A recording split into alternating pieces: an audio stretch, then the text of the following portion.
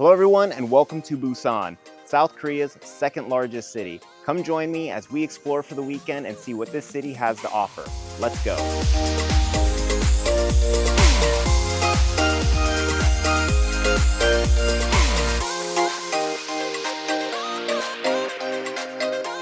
I caught a late afternoon train from Seoul down to Busan, and before finding a place to stay for the night, I went to my first site, Busan Tower. Right behind me we have Busan Tower. You can apparently get some really good views of the city, so let's go ahead and check it out. As I climbed the hill to the tower, I was greeted by a surprising number of cats. I didn't think much of it at the time, but put a pin in that because they're important later. The entry fee to the observation deck is 8,000 won, which is about $6. Once you're in the elevator, don't forget to look up at the ceiling. There's a fun game printed on the back of your ticket, and the first clue is right above you. When you reach the top, you can scan QR codes to uncover the rest of the clues. Even though I didn't have a plan to make Busan Tower my first stop, I'm glad I did. The views provided a fantastic layout of the city, and I arrived just in time for the golden hour. Watching the sun dip below the horizon as the city lights flickered on felt truly cinematic. After the sun settled for the night, I made my descent, ensuring that I found all the clues for the game on the way down. As you're on your way out of Busan Tower, you end up in the flying submarine. And then as you come down the elevator, you end up in these little exhibit rooms, if that's what you want to call it. And they have some pretty interesting lights, and it's a nice way to exit out of here. These kind of fun. Now back to those cats I mentioned earlier.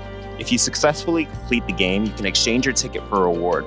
Turns out that the local cats reside at the tower and they offer delightful bookmarks as a prize, making for a lovely little memento.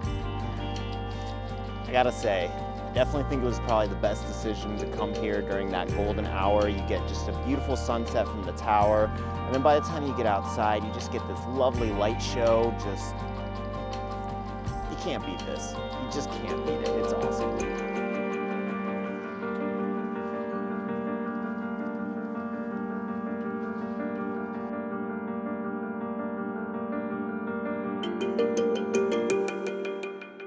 At this point, I thought it was time to explore Busan's nightlife.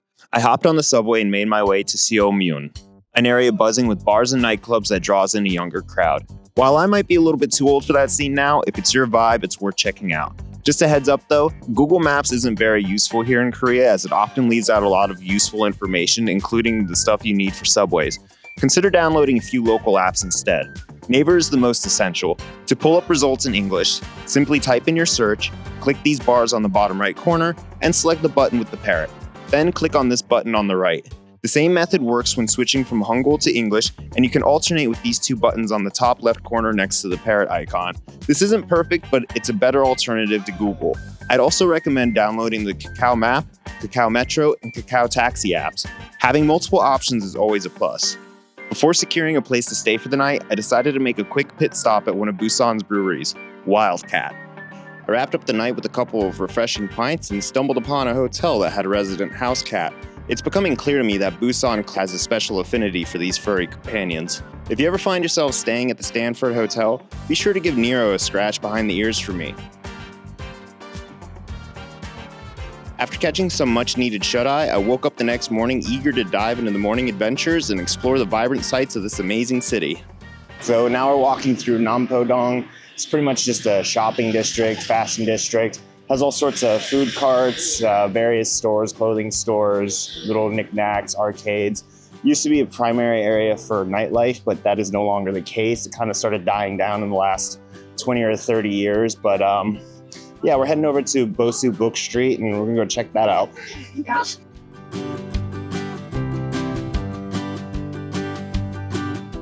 So on my way over to Bosu Book Street, and I ended up getting a little bit distracted. I found this Bupyeong Market. They got all sorts of stuff. It's pretty big and there's just a wide variety of pretty much anything you can think of.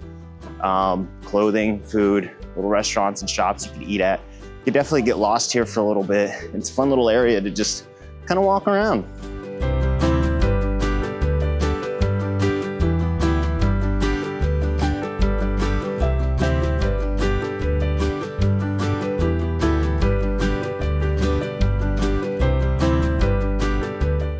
And then right next to the Bupyeong Market, we have the Gukje Market. A little bit narrower streets, and the items that they have here are a lot more like home goods. There's a lot less food, you know, it's still some clothing and whatnot, but more things that you would probably get for your house. Pillows, cookware, all that stuff. Gukje Market also has a fascinating history. The word Gukje translates to international, and the market began to thrive following the departure of the Japanese at the end of World War II. At the turn of the 1950s, the market grew exponentially due to the presence of US armed forces and the influx of refugees to Busan as a result of the Korean War. There's a well-known movie in South Korea called Gukje Shinjang, which means Gukje Market, but for some reason the English translation of the movie has it titled as Ode to My Father. It's a fantastic movie, but be warned, it may bring some tears to your eyes. Before it gained the name Gukje Market, it was called Dotegi Market, and these days Koreans will refer to a chaotic and unruly situation as the Dotegi Market. We finally made it to Bosu Book Street. This place was started by a couple of refugees during the Korean War from Hamgyongbuk. They started selling magazines, and then eventually by the 1970s it turned into just a big alleyway with a whole bunch of books in it. I like it. If you want to come here and pick up some books to improve your Korean, this is definitely a good spot. You can find pretty much anything you need from art, history. I myself, I'm not really that good at reading, so I need a lot of pictures in my books, which they have plenty of, including manga and comics. And then if you feel like having a little bit of an exercise, there's some big tall stairs that you can go up, get up to the top of the hill, and you can get some pretty good views of the city. But we're gonna explore, pick up some books here real quick, and then we're gonna go on to the next spot.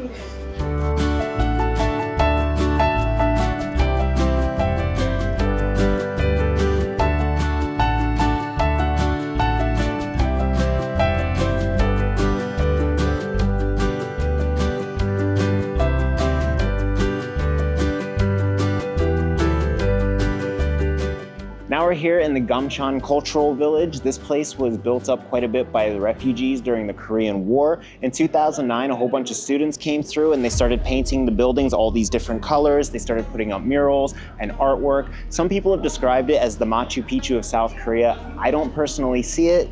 If anything, really its own unique place. You can walk around for quite a bit. You can rent hanbok here. You can get some frozen beer over there. Lots of options. You can spend a lot of time here, so definitely worth checking out. But we have more places to go see, so let's go check this place out, walk around a little bit, and then go on to the next spot. I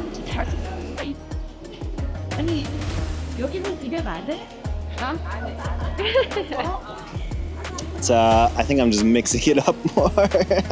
I'm making more of a mess, if anything.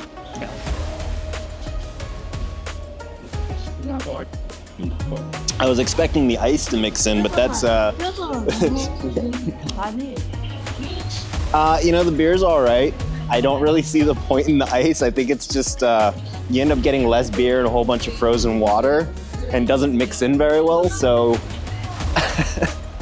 I think it's really just a novelty thing, if anything.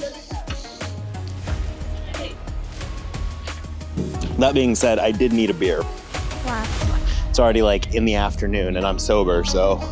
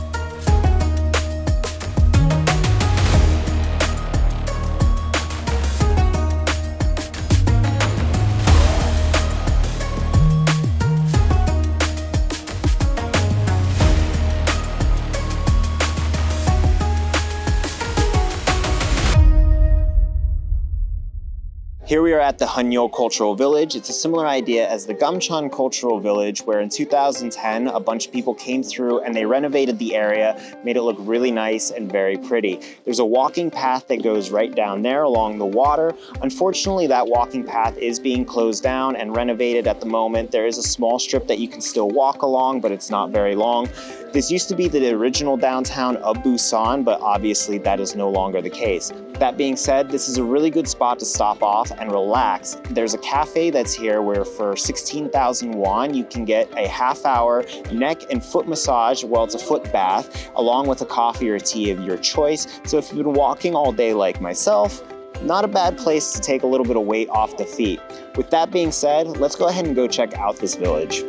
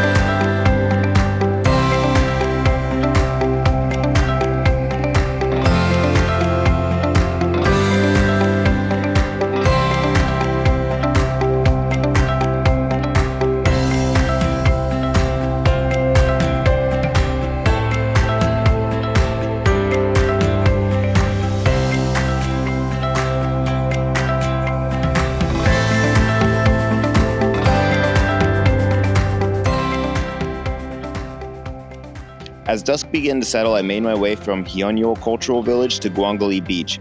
If you're planning on doing the same, I highly recommend taking a taxi. Public transport could take over an hour, whereas a taxi offers not only a quicker route, but also stunning views of the harbors and iconic bridges that connect different parts of the city. Plus, it's a chance to experience the infamous driving skills of Busan's taxi drivers.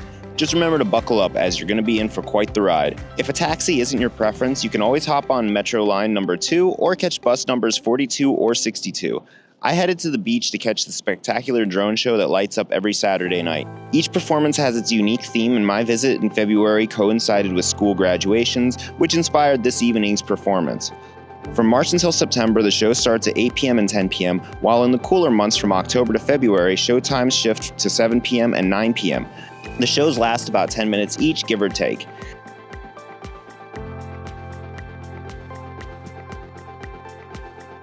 After the drone show, I met up with a friend who lives nearby. We ventured to a hidden gem called Ggleok House, and I can't recommend it highly enough. This place specializes in brewing makgeolli, a traditional Korean rice wine that shouldn't be confused with sake, as they're very different drinks.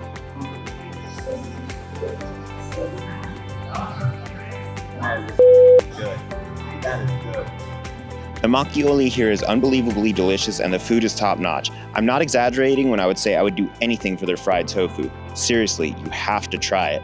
The ambiance is fantastic, the staff are incredibly friendly, and you can even see the brewing process up close. Make sure to check this place out when you're in the area.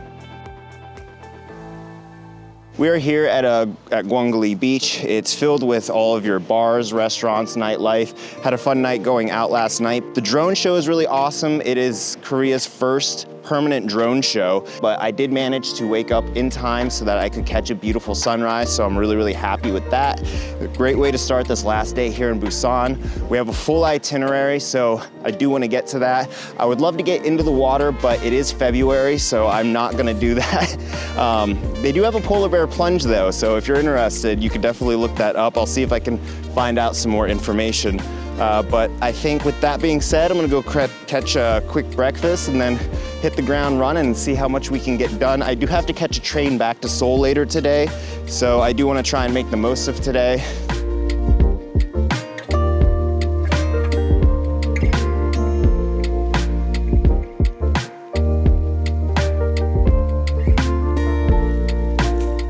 Made over to Haeundae Beach. This is a little bit of a different vibe. There's not as much of a boardwalk or anything. This place caters a lot more to Korean families and people who are actually trying to enjoy the beach as opposed to the nightlife, that sort of thing.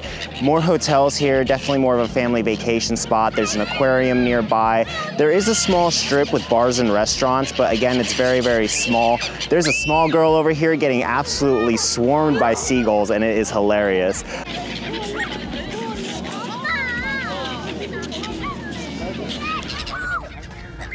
There's also not a whole lot of art. There's some statues that are out at the sea. They're looking out towards the sea, which is kind of cool, but beyond that, I don't really see a whole lot. I'm not gonna spend too much time here though. Like I said, I wanna go and check out Korea's second tallest skyscraper. So I think we should go ahead and head over there right now. Let's go for it. They have a whole park of Daearuman statues, which I absolutely love. That's pretty great.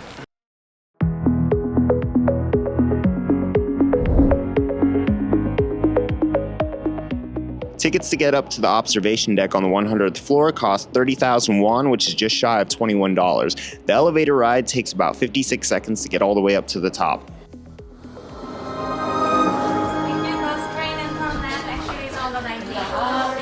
Now I'm at the 100th floor, the observation deck of the LTC Tower. This building has 101 floors in total. In 2024, somebody actually did a base jump from the 99th floor. It was actually two guys. They ended up going all the way down to Haeundae Beach down below, getting on some electric bikes, and then they fled away. The authorities never caught them, so that was a very, very brave and bold move.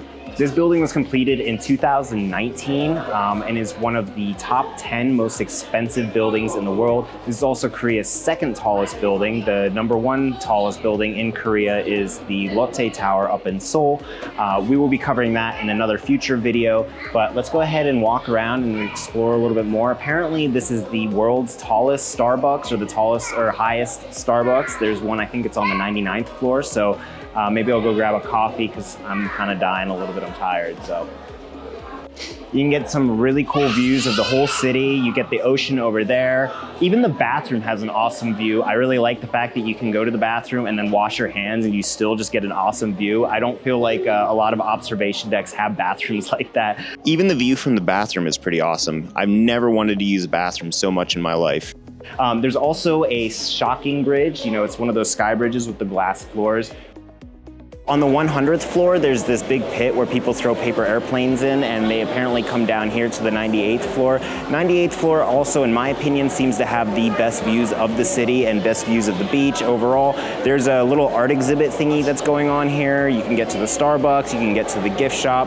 I definitely recommend the 98th floor over the 100th floor observatory, but you know, don't rush. There's a lot to see here.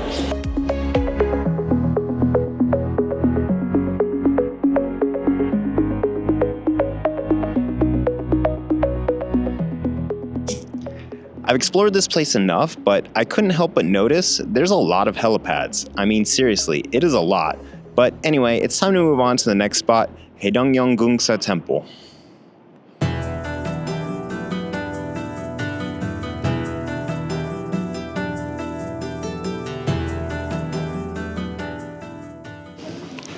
All right. So I am now leaving the Haedong Yonggungsa Temple. By the way, sa is temple in Korean, so that is being a little bit redundant when I say temple at the end. That being said, this place is really pretty. It's a nice Buddhist temple right along the ocean. Very, very touristy. It's very packed, but I can see why, because you get some absolutely awesome views of the place. I would recommend that you bring some coins if you do come here. There's a lot of places where you can toss those coins. If you manage to make the coin into one of the bowls that the Buddha is holding when you're standing on the bridge, people will absolutely cheer for you and go nuts.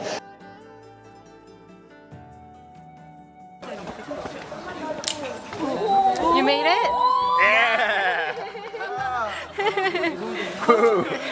Supposedly this place was built in 1376, however that is up for debate. Nobody's actually verified that. I'm sure it's a claim to fame that they want to keep, so who cares? But I need to head out of here. Lots to do, lots to see, and there's not a lot of time left before I catch my train back to Seoul. I'm assuming this guy works for the temple, but he may be just grabbing coins, I don't know. So now we are going to go ahead and check out Texas Street. Texas Street has a very interesting history. It ended up getting its name Texas Street from the US soldiers who were stationed in the area following the Korean War. They would come in and they would pick up on supplies. As a result, you ended up getting some prostitution and bars that would open and cater to the US soldiers. They were very rowdy, very not so great behaved, and it was kind of like the Wild West, hence the name Texas Street. That lasted very much up until the 1980s, and then you started seeing a decrease in the US soldiers. Following the collapse of the Soviet Union, the Russian government decided that they were going to end up making better relations with South Korea, so you started seeing a bigger increase in the Russians in the area. They were really big fans of the leather jackets that were embroidered, apparently. At least that's what I've been told, so we're going to stick with that story. The Russians were apparently better behaved than the US soldiers, so the Russians ended up staying in the area, so that's why you started seeing a lot of that Russian and English mix. So in the early 1990s, the Chinese started getting better relations with the South Korean government, and then they ended up kind of getting sectioned into this area, and we even have a Chinatown gate that is right next to the Texas Street gate, which is nearby. And so as a result, we now have a mix of Chinese, Russian, and English in the area. And it is still definitely a red light district. The South Korean government has made efforts to try and clean it up with apparently some mixed results. There used to be a lot of Filipina dancers, but their visas have been limited in recent years. So with all that information, it still has a bit of a red light district feel to it. If you come here during the day, you don't notice it as much, but I did notice that when I was walking around at night, there would be some women who would see the camera and they would kind of rush inside very quickly, so that's a very obvious sign of what's going on. It is still known for its nightlife. It does seem a little bit more fun, but we're gonna go check it out. We're gonna walk around a little bit, and then we're gonna go ahead and catch our train and head back to Seoul.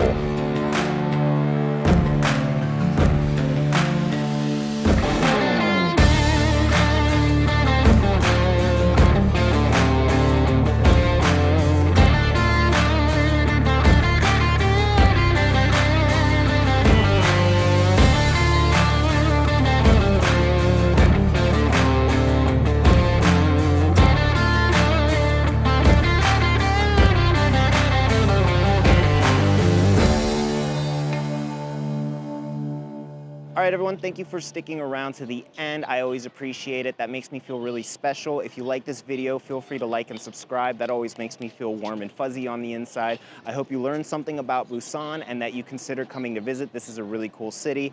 I'm gonna be putting some links down in the description. Those are gonna be walking videos. I'm also making another channel where I'm gonna be doing 360-degree tours. It's not gonna be as in-depth as this video, but it's gonna be very immersive and very interactive. You'll be able to change the camera angles. You'll be able to zoom in, zoom out, so I'm really excited about it. So look forward to that. I'll be putting some links probably up here in the corner. I don't know where it goes, but we'll go ahead and wrap it up, and I'll see you next time. Take care.